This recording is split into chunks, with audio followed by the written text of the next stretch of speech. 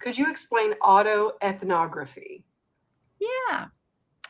Okay. Yeah. So autoethnography is it comes from and it's inspired by, as I understand it, it's inspired by the pre-colonial non-European ways of viewing the world, analyzing it, and communicating about it. So autoethnography has been described as cultural critique through personal narrative. So it's a way, it, in Western academia, it's considered a research methodology that recognizes the subjectivity of the researcher as valuable, that recognizes the researcher as a participant in the world with an analysis. And it's especially useful and helpful for healing, but also for communicating the things that your typical cis hetero patriarchal white male lens of the world ignores or considers not valuable as data or worth considering when they're developing their theories, and then when they're developing practices based on those really flawed theories. So it's a way of countering white supremacy and patriarchy within research, as well as to counter colonialism and imperialism in research, because we're able to then use our own voices, or also there's different variations of autoethnography. So there's a community autoethnography, which is what I really wanted to do with the dissertation, but because of time and resources, it wasn't possible. Well, And I you're wanted, kind of doing it now because this is going to go to a lot of people. So that's why I wanted to particularly ask this question after I did the deep dive. John can cut this out because I know a little bit about it, but not a lot. But what I thought was, is what can we do right now, since we are really facing fascism head on.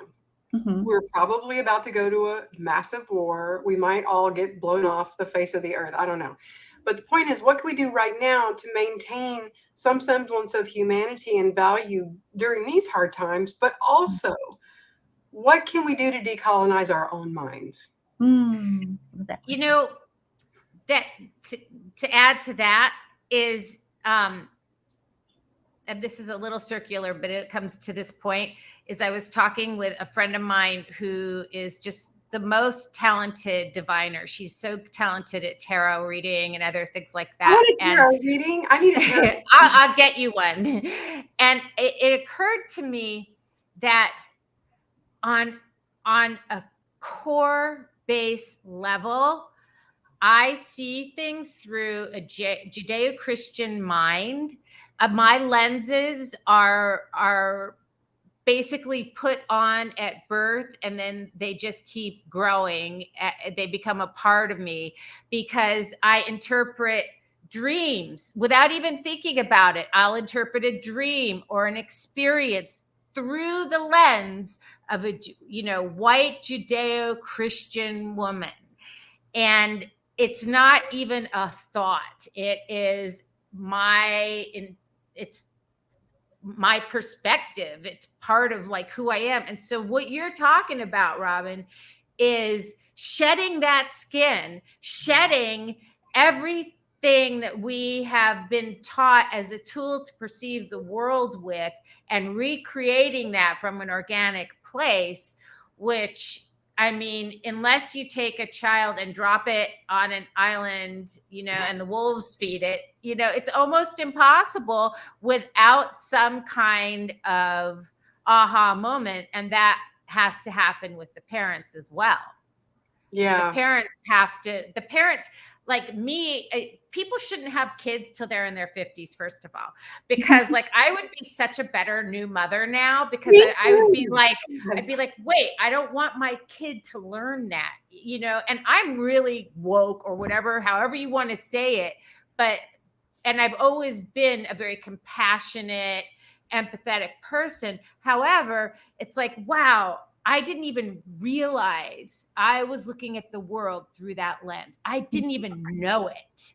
Because of the way the hierarchy works, the hierarchy of white supremacy, class, patriarchy, and all of that, we are afforded particular privileges that gives us access to things that everyone should have access to, right? So for us when we're going into places, or when we are ourselves looking at how can I, like you, Robin, when you decided, like, I don't want to be part of this problem anymore, and that means I'm going to let go of something that I love, that is valuable to me, and I'm going to do that because that's the right thing to do. It was the right thing to do. And you know what? When you choose to do the right thing, it feels good. You don't have regrets after it. You don't. You Right. don't have that buyer's remorse or whatever. It's like someone else gets to enjoy my property. Isn't that why I named it the House of Love, for fuck's sake? Yeah. So Casa Encanto. It's like, okay, if you're gonna have the love shack and nobody's there, where's the love? Okay, so we need to, what you have said has just been enlightening to me in so many ways, because you're living it. You're able to go there and live it. What can we do in our own lives, in our own spaces? Let's just say we're in the continental United States, where it is insane, literally insane. Yeah. Carrie's in Florida, which is, Ooh, that's yeah, where my family's at. I'm so sorry. yeah, It's a trip, man. Like I have to say, I went to the farmers market on Saturday, and there was a gentleman there getting petitions for women's rights over their own body. There was also a transsexual man there who was a woman now, but who had transitioned, with a little booth that said, you know, I am a transsexual. Come ask me questions if you have any. That's And, good. you know, and I signed this petition, and I put my voter registration number because I have my voter card with me. And then I started thinking, wow, like, are they going to come after me because I'm a registered Democrat? Are they going to come after me because I signed a petition saying women should have agency over their own bodies? Are they going to come after me because, and whoever they are, right? You know, because I, you know, spoke positively to this transsexual. I mean, like, the fact that I even have to think that is really disconcerting. It's like, oh my God, I'm actually like thinking, you know, wow, I'm a registered Democrat in a state where I could probably end up being illegal for that. You could. You know, I'm not that far from that. You're not that far from it, and that's what we should talk about, I guess, too, because like, our show is kind of you know, turned into like an experience like The View, but with smarter people. And well, it is. I mean, I cannot stand people that are really, really, really, really, really stupid, because I have to get them with another person who's at another level, because I just can't handle it. Because that's a bad part of myself, but I've identified it. It's okay. It's there. George Carlin has a great quote, and I'm going to read it to you because I saw it the other day, and I screenshot it because I thought, oh, that's so brilliant. And it was, oh, did I lose it? Oh no, I hate that. It basically said, how, when I think about how stupid the average person is, and then realize that half the population is even stupider than that, because average is like, you take the middle of the dumb and the smart. And it was this, I totally slaughtered the quote, but when you think about like the average person and realize that half the people aren't even average, it's like, when it comes to trying to come up with solutions. And I'm not sitting here saying, oh, intellectually stupid. I'm going back to critical thinking. People Yeah, just that's what I'm talking about. they can't interpret their environment, Right. and they don't care. They don't care that they Well, can't interpret. you know, it's like my dad would say. He did say some smart things, even though he's a member of the patriarchy and a right-wing person. He's really, really smart. But he said, never underestimate the stupidity of the masses, Robin. And the only thing you can count on in life is change. That's all true. But, you know, even stupid people can see, you can fix that. You just got to learn. It's not that hard. Really, well, there's not a lot of money in healthy people that are self-aware. There's no money in that. Yeah. I'd like to offer a slightly different perspective on that. So I think when you look at, and again, using the US, because that's where y'all are, and that's the system that's running right now, all of the factors that contribute to a person's development or underdevelopment right, are outside of that person's control. Mm-hmm. Some things are within an individual's control. The majority of those things are not. So when you look at the education that is available to people, that contributes to a lack of awareness, a lack of understanding, a level of ignorance, classic ignorance, not using it as an insult. And you also have nutrition. You have people, the majority of people in poverty, not having access to the nutrients that they need for proper brain development starting from Correct. young. So you've got many, many, many reasons why people have learning disabilities. People have a lack of access to information that challenges their thinking, lack of opportunity to develop particular critical thinking skills. You have an abusive societal structure that intentionally inhibits that in people. You have an education system that is made specifically to construct compliant workers, not to promote actual learning. So you have actual learning and the opportunity to develop like the level of critical thinking that anyone has capacity for, depending on biology, um, being denied to people unless they can pay for it. So it Right. all always goes back to profit over people. Yep. Yep. So then how do those of us who have particular resources at our disposal then use the resources that we have to eliminate the barriers that the profit over people mentality has created specifically to deny people access to education, access to their full complete development as human beings, because it isn't just intellectual education, it's also emotional intelligence. It's all the types of intelligences that we need to become fully functioning healthy human beings in a collective. So That that's what And the people important, being though. denied these very basic, what I would consider human rights, such as yes, nutrition, healthcare, etc. They're the ones that are also being activated in a movement against the people trying to give them that. yes. What I And was So about it's to like, say. It's like they're being slowly, indoctrinated to back the people who are keeping them down in the first place. And you know what? You made me think of something else. You gave me an aha moment again just there, because I'm like, oh, Robin, you just said that you can't handle stupid people, and that is a fucked up construct right there. Break it down, because that person breathes, eats, sleeps, shits all the same as you do. That is the answer. What you told me was, yeah, see, I when you said anybody. that though, the way I interpret it is I can't stand people that, given the information, make a choice Right. that basically Mhm. is actively against the greater good. To And me, I think that's what a stupid person I wasn't is. thinking of it like that. I was thinking of it like, probably because I didn't know. I'm thinking of it like, well, you chose that path, so F you, you know? Maybe they didn't. Right. So, Or maybe and they chose the path because they didn't have any other options, didn't know how to critically think. Wow. Boom. Okay.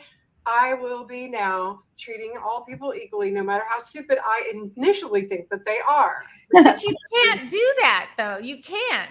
I mean, I don't know. you Maybe I can can. treat people on a compassionate, ethical level all the same. But then you have to realize there are some people that are fully aware of what they're doing and making the choice to perpetrate all of the things that we're talking are so detrimental to society, to individuals, and collectively. So I have the right not to like that person and to judge how they affect my life. I'm not talking about karmic judgment here. I'm not trying to dole out that, but I can judge whether or not I find their actions acceptable to me. And I can say, no, they're not. And if that comes across as judgment, so be let's it. Right. let's go full circle with that and go back to one of the original questions that Robin was asking about how Puerto Ricans respond to people who look like Robin from that exact place that you're coming from now. Yes, that makes so Right. much sense. That's what just hit me in the head. I'm like, holy shit, they're doing this. Oh my God. How do you personally do this on a daily basis without burning out? Because it is a delicate and intricate and really tough process to make a core change. Yeah. Any kind of sea change, core change, whatever you want to call it like that, it takes a lot of inner work. and you are in your native land now doing things that feel good, but also feel bad at the same time, Yeah. and you have your own medical stuff, and like we all do, what portion of your day do you feel that you give away only for others, or are in your work that you've chosen, are you able to receive at the same time? I'm learning how to receive now. That's the hard part, right? Yeah. Always, always. Hard. Yeah. And I sometimes I will take days actually to sit with something that's been pointed out to me. Or I'll take days to sit with something that I've noticed about myself. I'll talk about it with other folks in the community, and I'll seek out accountability, and then I'll sit with it, and I'll try to look at my own behaviors. But also for my own healing, I I take frequent breaks. Like that whole thing of you're worth more than your productivity. That's my mantra. Um, you're worth more than your productivity. Yes, sit down, take a break, rest. It's okay. You're allowed to do this. You need this. It's okay. You have to stay healthy so you can continue the work. It's okay. You have the house, and you're doing the 501c3 or whatever. I always get that backwards in my brain. But what in a perfect world, what would that look like when it's functioning well? Oof, oof, oof. So, what I'm working toward is creating a large scale land trust so that we can create a people's infrastructure because the healthcare system has collapsed, and we need accessibility. We need climate resilient construction that is also designed specifically to support functional diversity. So, it's wheelchair accessible, it can support all modes of mobility.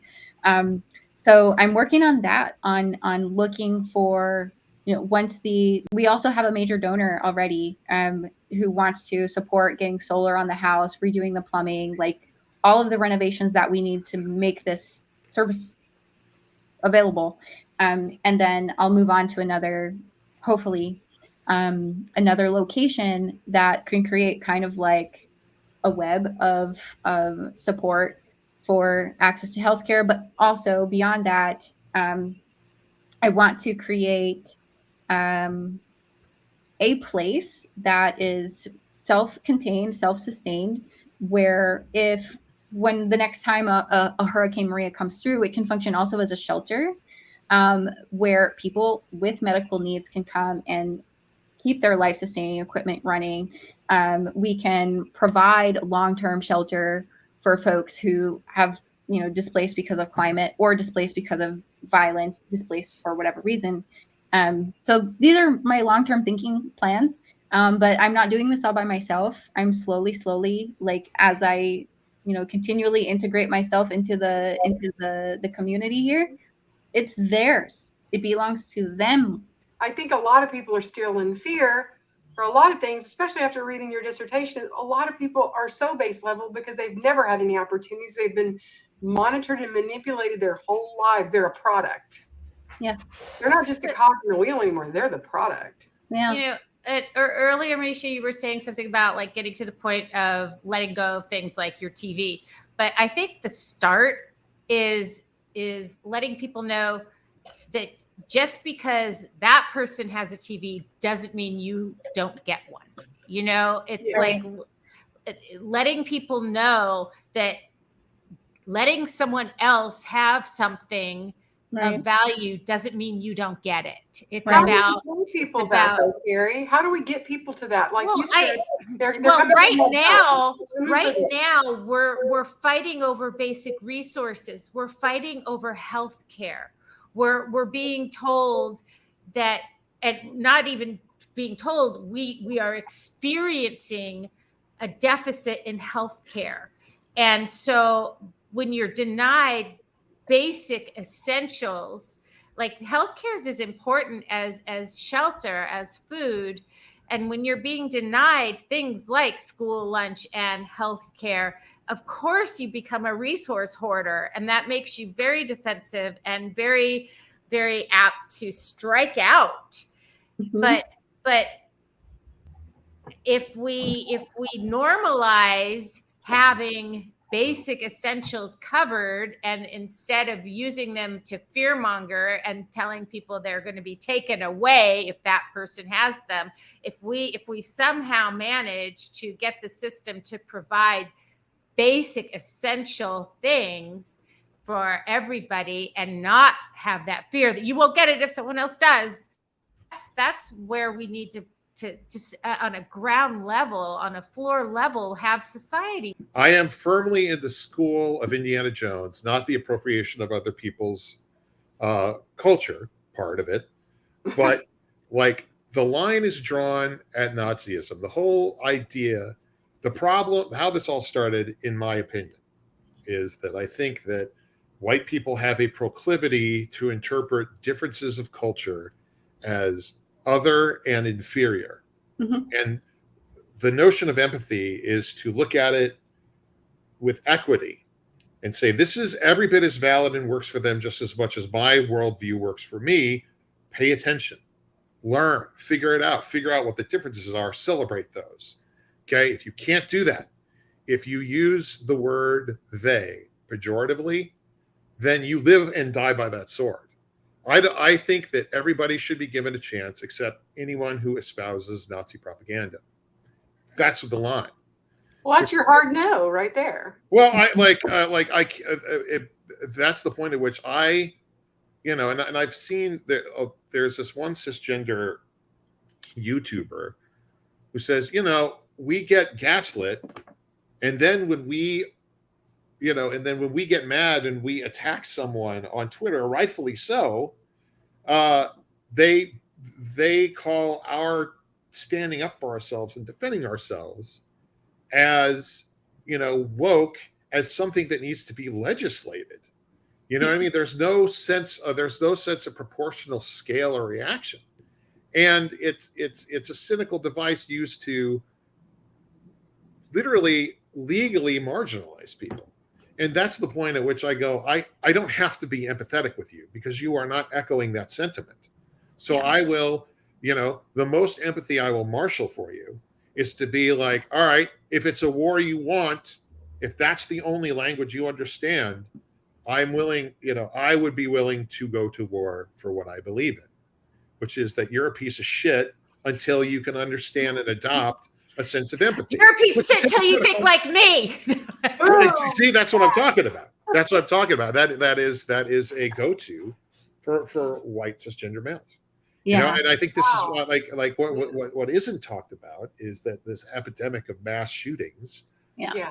9 out of 10 times is a white male having some sort of identity crisis because they're not rich, or they're not sleeping with a lot of women, or they're not in line with what they have been informed a successful white male does. That's what it is. And they're lashing out. And whoever it is they blame ends up at the other side of the gun. And, at a certain point, you have to have a sense of agency and boundaries. Yes. And if someone's coming to literally make it illegal for you to wear certain clothes, yes, espousing the notion of freedom, at what point is it okay to say enough? Yeah. That is not acceptable.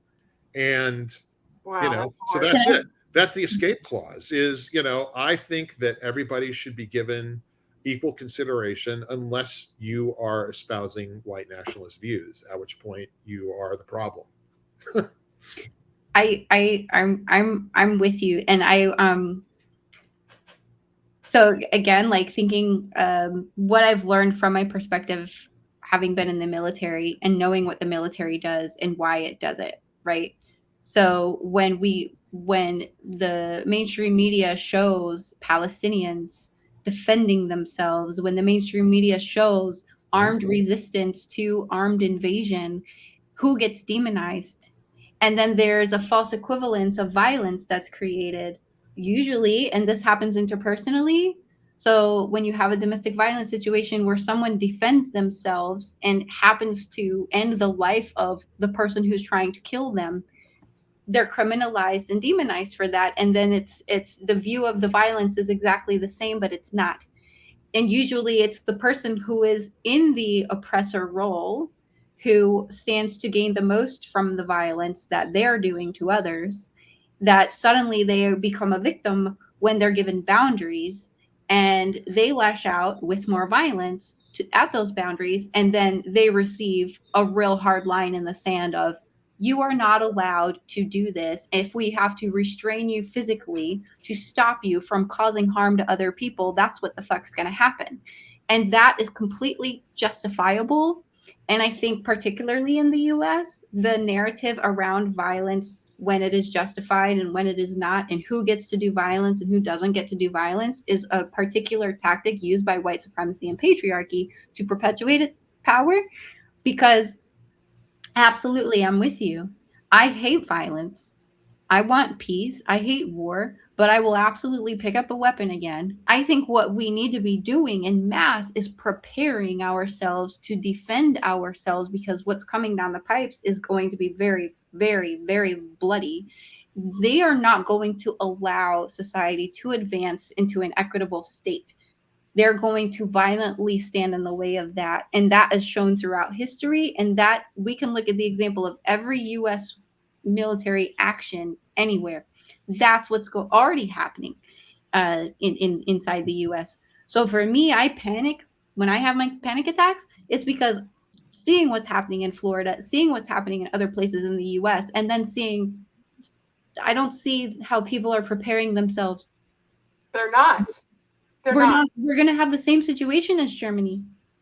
We're going to have safe houses and safe routes. We're going to have to, people are already fleeing. So, you know, Yeah, that's I see exactly what you're saying, John, and you too, Carrie. You know, everybody wants to think, oh, it won't happen to me. Whether it's a school shooting, whether it's being marginalized, whether it's not having enough of, whether it's, you know, the difference of surviving or not. Everyone, for some reason, has this bizarre sense of entitlement that as bad as something can be, it won't happen to me.